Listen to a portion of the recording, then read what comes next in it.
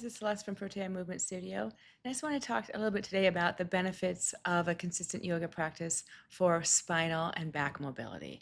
As I've talked about before, I came to the practice of yoga on a dare from a friend because my back was constantly in pain from having scoliosis.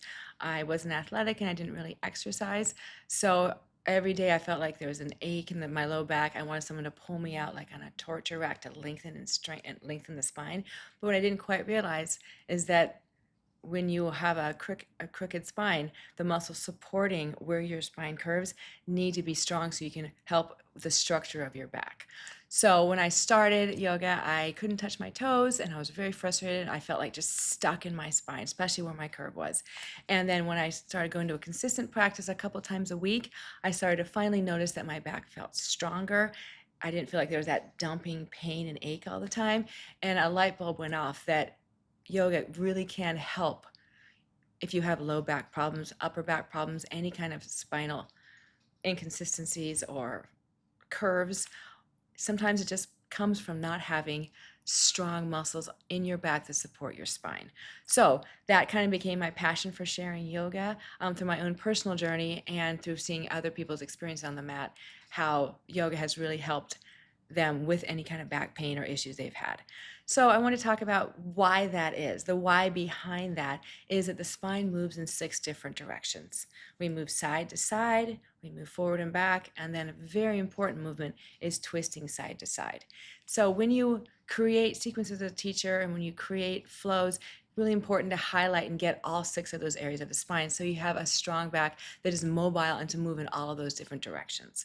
So there are some sequences we can do from laying down, from standing up, from on all fours, and from seated. So I want to talk about the seated sequence you can create. You can create from your desk at work, from home, in your car even, if you're waiting for your kids somewhere, just some things you can do to strengthen the muscles and to move the spine in all these different directions. So starting, rooting your sits bones down, sitting up nice and tall, we're going to start with a side stretch. So I'd recommend that you roll your shoulders back a few times and then open up your arms on an inhale. And then starting for the left side body stretch, let your right hand come down and you reach your left hand up. As you exhale, you start to lean your left hand over to the right, keeping both of your sits bones down. So you get this really nice stretch along the whole left side of your body, which helps your spine move in that direction. So then we come back to center, take a couple breaths, start that same side stretch from a seat on the other directions. The left hand goes down, we root the right sit bone, and the right arm comes up and reaches, so you feel this really long stretch in your side. Then coming back to neutral, we can start with the twist, the third and fourth directions of the spine. So from the seat, you can bring your right hand behind your back, your sacrum, let your left hand rise and find your right knee. Take a couple of breaths here to lengthen on the inhale, and then as you exhale, we do a safe and gentle twist. So that helps the spine, the vertebrae move in that direction, bring a little mobility into those joints, into those bones. Then we come back to center, reset, feel the effect of that. Take that same seated stretch on the other direction. Come back to center. We can do some forward motion and a backward motion. So bring your hands behind you from that seat and open up your chest and reach your hands away from you to get a nice back bend. Come back to center, finishing with a forward fold. So reaching your hands up, bringing your palms down in front of your crisscross ankles and feel a stretch in your spine going forward. Or you can interlace your hands overhead and round and curl your spine by seated, reach up, and then open up your chest that way for a back bend. So there's options. And then we get all 6 of those directions for a warm-up sequence.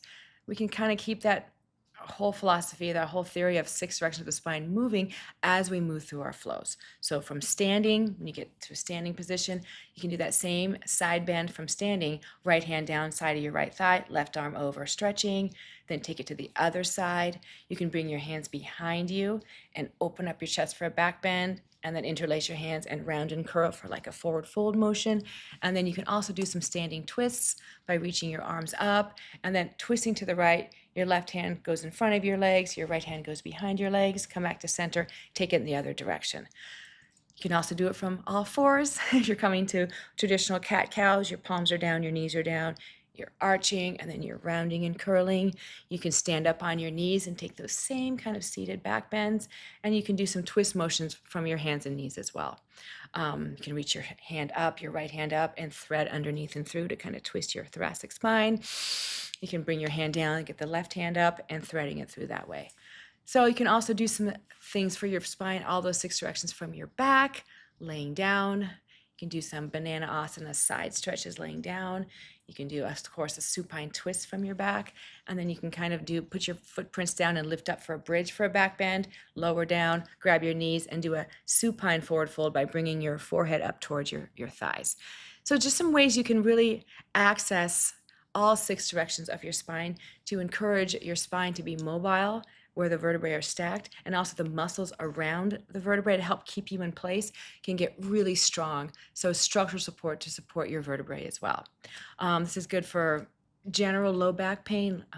One of the number one causes of health concerns and complaints in our country is back pain. So yoga is a really great thing to implement in your life to make sure your spine is supported and your muscles are strong so you can walk throughout the earth confidently without pain, and you can move, and your mobility for picking up things off the floor, reaching for things overhead. It doesn't have to be in the studio, but you can really notice these benefits on your daily life as well.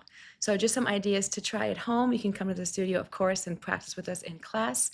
Hope this was helpful, and have a wonderful rest of your day.